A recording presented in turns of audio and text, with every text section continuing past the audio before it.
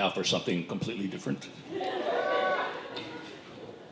The place, Verona, New Jersey, the state of North Jersey. The year, 1974. The age of me, 16. Let me set the stage for you. 16 years old, junior in high school. I was 6'3" and I weighed 90 pounds. In fact, I was so skinny that the year before I went to a Halloween party dressed as a thermometer. Worked great. Worked great. I was able to pull it off. Wasn't the specimen you see before you today. Okay. So, with that incredible physique, needless to say, I didn't do very well with the girls. That's putting it mildly. I couldn't really figure it out exactly. A couple of things I did know is that I was not particularly athletic, wore glasses, and I was in the band, which somehow made things worse. I can't figure that out. So basically, I was a good boy, you know. But I noticed that the girls really went for the bad boys. Now, think about it. This is 1974. Really weren't that many shootings in Verona, New Jersey. So, you know, the worst the bad boys did is they hung out on the corner. They did a lot of smoking, wore their baseball caps backwards, you know. And those were the guys that the girls went for. So I thought, okay, I might be in the band, but I gotta be bad. I gotta figure out how to be bad. And it was tough because, you know, I'm the oldest child and I have oldest child disease. You know, I lived for the approval of my parents, and I really didn't know how to be bad. But luckily, an opportunity presented itself fairly quickly. Mom and Dad were going to be away for the weekend, and they were going to give me the car to use for restricted use. Those were the words they used, restricted use.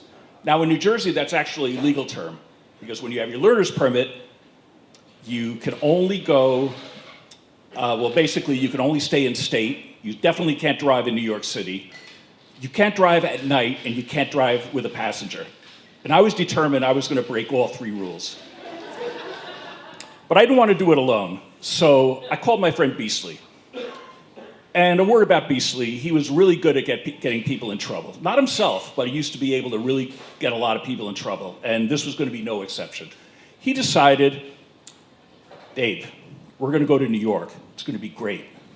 Now, New York might as well have been the Emerald City. For a kid in Verona, New Jersey, 16 miles away, but it might as well have been Mars. It really was the Emerald City, surrounded by a moat, you know. So we were going to go to New York City, but Beasley said, we're going to go to a porn place. Needless to say, he didn't do too great with the girls either.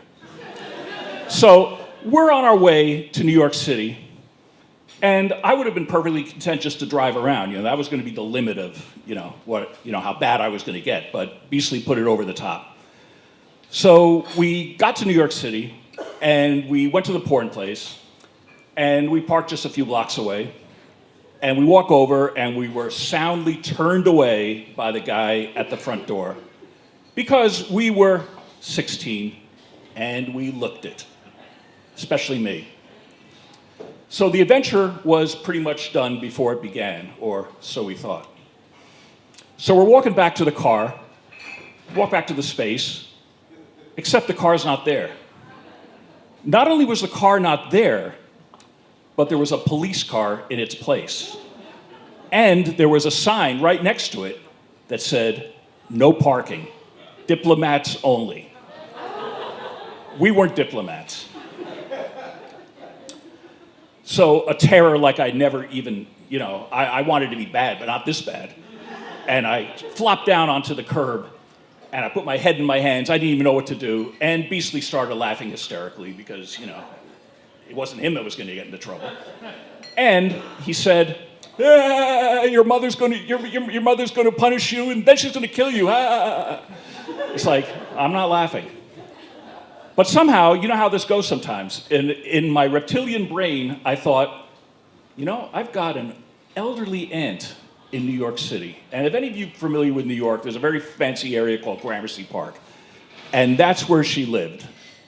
And I thought, if anybody can help me out of this jam, she's going to be able to lend me the money. I'll be able to pay her back for my meager earnings at Burger King, but eventually I will be able to pay her back. So Beasley and I get into a cab. He's still laughing. We're going down to Gramercy Park. And Aunt Josie, may she rest in peace, she was the coolest old person I've ever known. I mean, she had wooden glass, wooden frames, rectangular wooden frames. She was a cool person doing really cool things like I imagine everybody in New York was doing.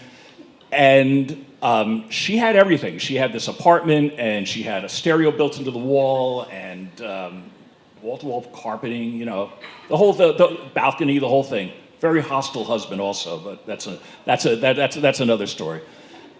And I explained the situation to her, conveniently leaving out the fact that we got into trouble because we'd been to a porn shop.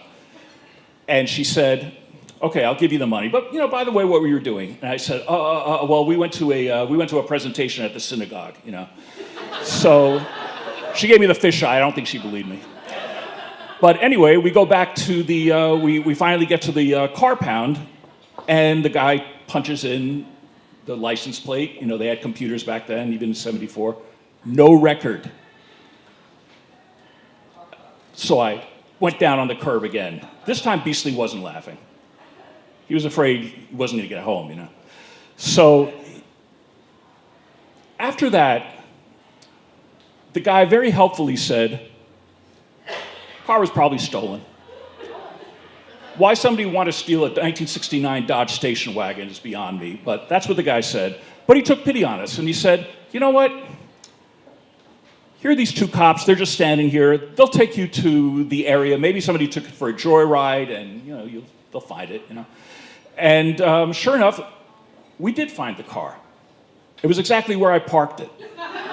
1 block north. The fact of going to a porn place and being in New York City just completely addled my brain.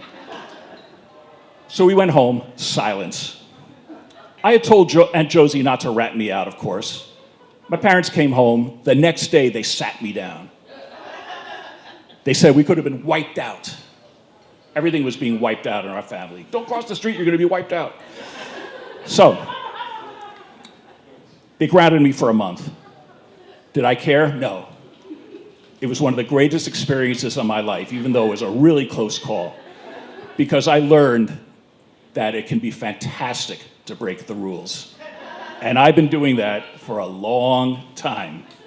And best of all, after almost 50 years, Beasley and I are still best friends. Thank you.